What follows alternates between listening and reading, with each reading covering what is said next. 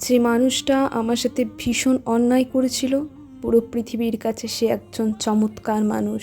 প্রথমে খুব অবাক হয়েছিলাম, পরে বুঝলাম মানুষ তার ভুল পাল্টে ফেলতে পারে নিমেষেই।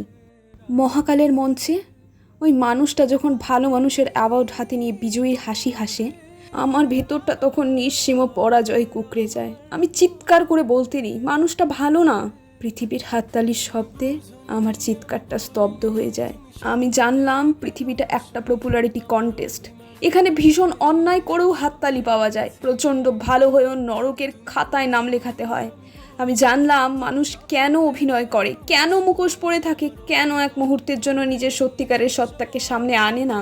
আমি জানলাম নশ্বর এই পৃথিবীতে টিকে থাকার জন্য মানুষ সব কিছু করতে পারে, সব।